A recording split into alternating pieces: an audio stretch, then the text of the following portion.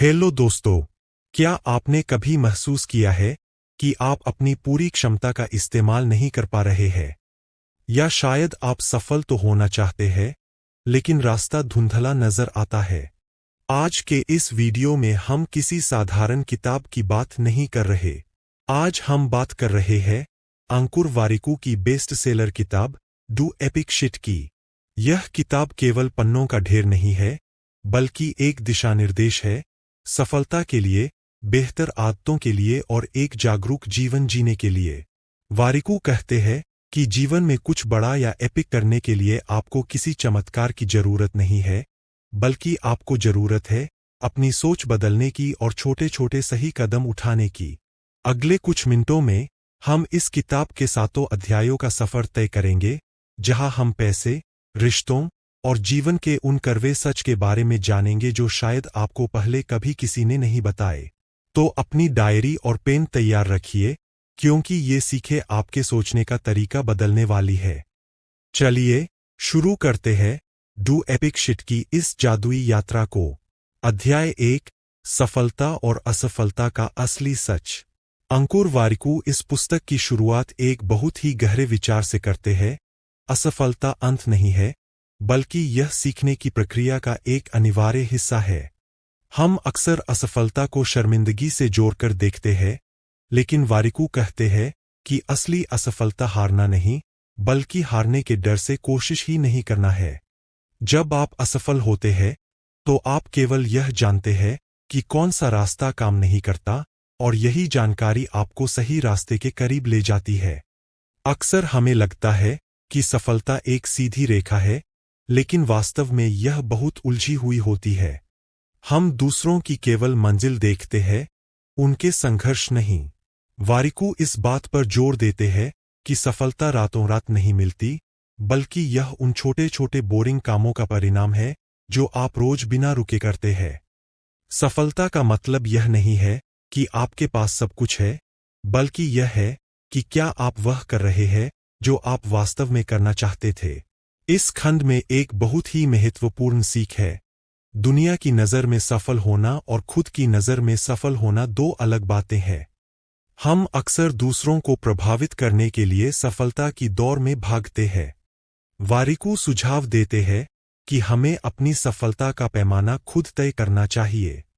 यदि आप अपनी शर्तों पर जी रहे हैं और मानसिक शांति महसूस कर रहे हैं, तो आप पहले से ही सफल हैं, चाहे समाज के मानक कुछ भी कहे। किताब का एक सबसे चर्चित हिस्सा है अंकुर वारिकू का अपना असफलता का बायोडाटा। वे बताते हैं कि कैसे उनकी उपलब्धियों से ज्यादा उनकी असफलताओं ने उन्हें गढ़ा है। वे पाठकों को प्रोत्साहित करते हैं कि अपनी हार को छिपाए नहीं, बल्कि उसे स्वीकार करें।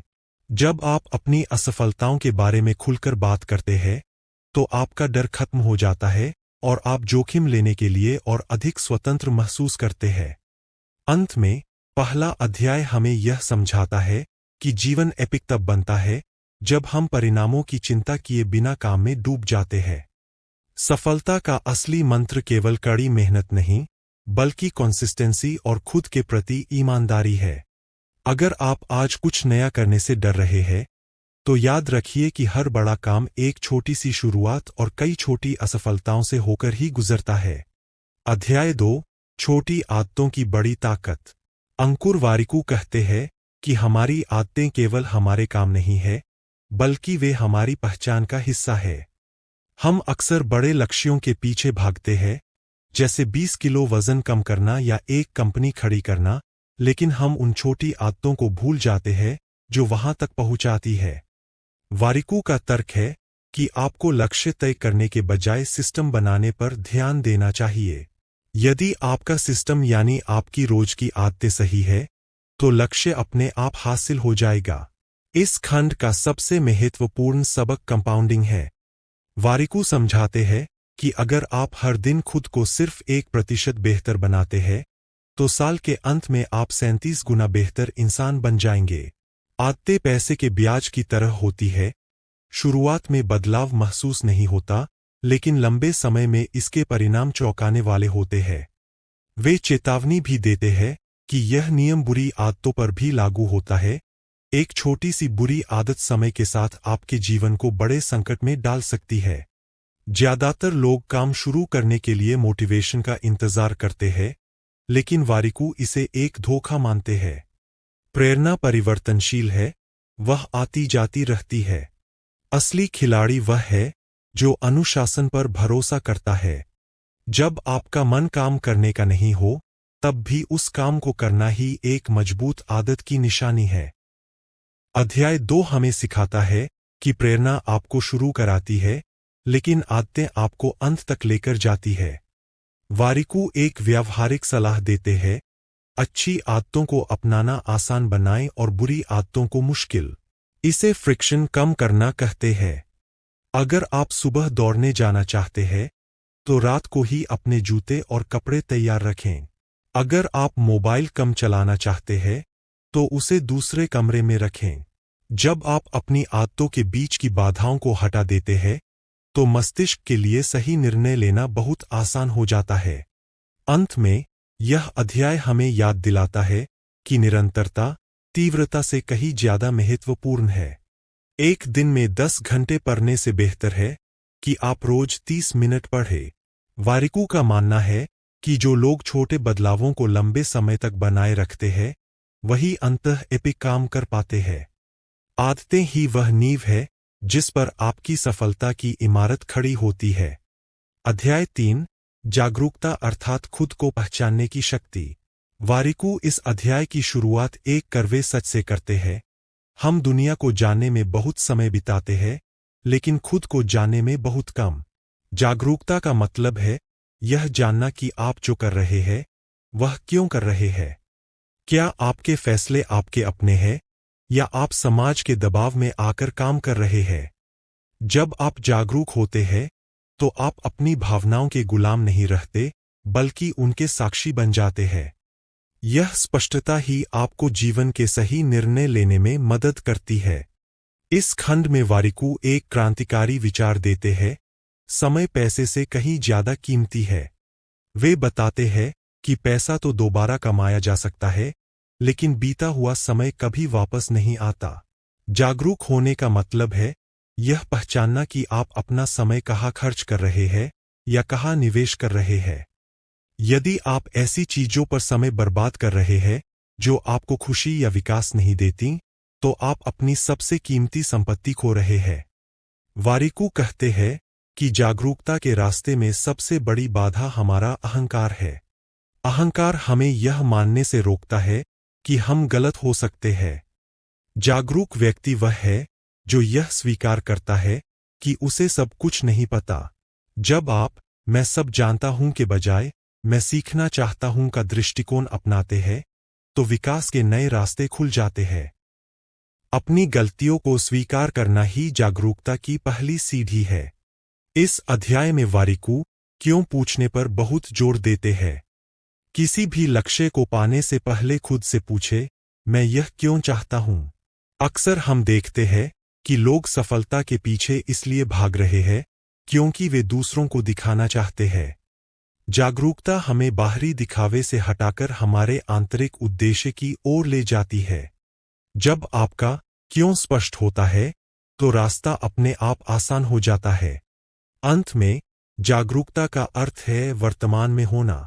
हम या तो अतीत की गलतियों पर पछताते रहते हैं या भविष्य की चिंता में डूबे रहते हैं।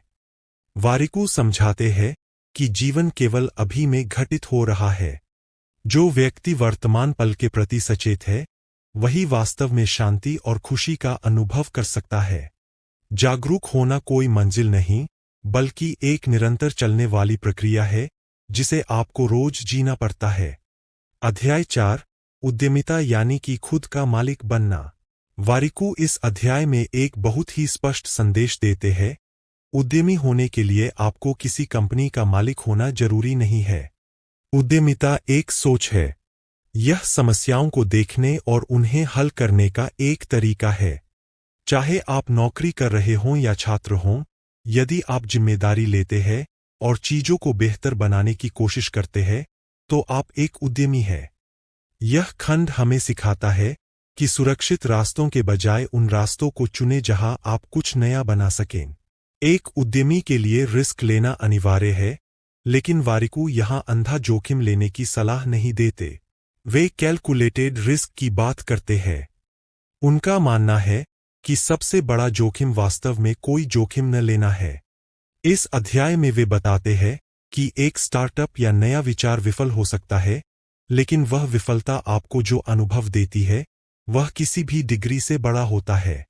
उद्यमी वह है जो गिरने से नहीं डरता, बल्कि गिरकर तेजी से उठना जानता है। वारिकू का अनुभव कहता है कि कोई भी बिजनेस केवल आइडिया से सफल नहीं होता, बल्कि उसे चलाने वाले लोगों से होता है। वे हायरिंग और टीम बनाने पर बहुत जोर देते हैं। उनके अनुसार आपको ऐसे लोगों के साथ काम करना चाहिए जो आपसे बेहतर हों। एक अच्छी कार्य संस्कृति वह है जहां लोग गलती करने से नहीं डरें और जहां पारदर्शिता हो। उद्यमिता का अर्थ दूसरों पर हुक्म चलाना नहीं, बल्कि उन्हें सशक्त बनाना है। इस खंड का एक कड़वा सच यह है कि यदि आप अपने विचार को बेच नहीं सकते, तो आपका विचार बेकार है। वारिकू के अनुसार हर किसी को बेचना सीखना चाहिए। बेचना केवल सामान बेचना नहीं है, बल्कि अपनी बात को प्रभावी ढंग से दूसरों के सामने रखना है। कम्युनिकेशन स्किल अर्थात संचार कौशल एक उद्यमी का सबसे बड़ा हथियार है। यदि आप अपनी वैल्यू समझा सकते हैं, तो दुनिया आपको वह देने के लिए तैयार है जो आप चाहते हैं। अंत में यह अध्याय हमें सिखाता है कि उद्यमिता कोई जल्दी अमीर बनने की स्कीम नहीं है, बल्कि यह एक मैराथन है। वारिकू कहते हैं कि सफलता समय मांगती है और आपको उस बोरियत और संघर्ष को सहने के लिए तैयार रहना चाहिए जो रास्ते में आती है। जब आप केवल मुनाफे के बजाय वैल्यू बनाने पर ध्यान देते हैं, तो पैसा और सफलता खुद ब खुद आपके पीछे आते हैं। अध्याय 5 वित्तीय स्वतंत्रता का मार्ग। वारिकू इस अध्याय की शुरुआत एक बहुत ही सरल लेकिन गहरी बात से करते हैं। पैसा केवल एक उपकरण है, मंजिल नहीं। हम अक्सर पैसे को अपनी खुशी का पैमाना मान लेते हैं, लेकिन वारिकू कहते हैं कि पैसे की असली ताकत यह है कि वह आपको आपके समय पर नियंत्रण देता है। यदि आपके पास पैसा है, तो आप यह चुन सकते हैं कि आप अपना समय किसके साथ और कैसे बिताएंगे। असली अमीरी बैंक बैलेंस नहीं, बल्कि विकल्प होने की आजादी है। इस खंड में वारिकू दिखावे की कड़ी आलोचना करते हैं। वे समझाते हैं कि हम अक्सर उन चीजों को खरीदने के लिए पैसा खर्च करते हैं जिनकी हमें जरूरत नहीं है, सिर्फ उन लोगों को प्रभावित करने के लिए जिन्हें हम पसंद भी नहीं करते। वे सलाह देते हैं कि चीजें इसलिए नहीं खरीदे क्योंकि वे सस्ती है या डिस्काउंट पर है, बल्कि इसलिए खरीदे क्योंकि वे आपके जीवन में कोई मूल्य जोड़ती है।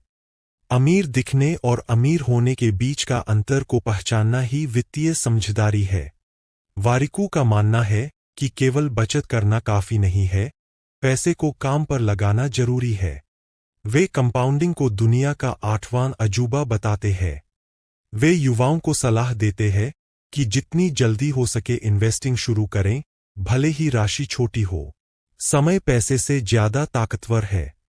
लंबे समय तक किया गया छोटा निवेश भी भविष्य में एक बहुत बड़ा कॉर्पस बन सकता है।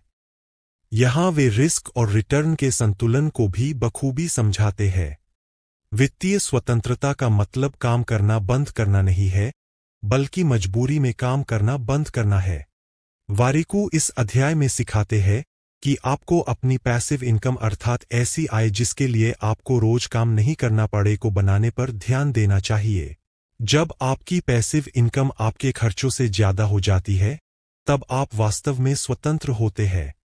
यह अध्याय हमें कर्ज के जाल से बचने और अपनी कमाई से कम खर्च करने की पुरानी लेकिन सटीक सलाह को नए ढंग से पेश करते हैं। अंत में वारिकू यह स्पष्ट करते हैं कि पैसा सब कुछ नहीं खरीद सकता, लेकिन यह बहुत सारी समस्याओं को जरूर हल कर सकता है। वे कहते हैं कि पैसे के पीछे भागना बुरा नहीं है, बशर्ते आप अपनी सेहत, रिश्तों और शांति को दांव पर नहीं लगाएं। पैसा आपके व्यक्तित्व को बढ़ाता है।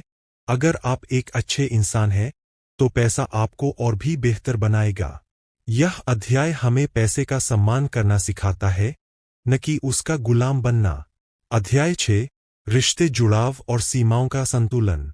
वारिकू इस अध्याय की शुरुआत एक अनोखे विचार से करते हैं।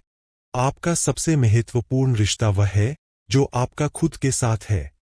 वे समझाते हैं कि यदि आप खुद से खुश नहीं हैं, तो आप कभी भी दूसरों को खुश नहीं रख सकते। अक्सर हम अपनी खुशी के लिए दूसरों पर निर्भर हो जाते हैं, जो रिश्तों में तनाव पैदा करता है। जागरूकता जो हमने पिछले अध्यायों में सीखी, यहाँ काम आती है। जब आप खुद को प्यार करते हैं, तभी आप दूसरों को सही मायने में प्यार दे पाते हैं। इस खंड में वारिकू सुनने के महत्व पर जोर देते हैं।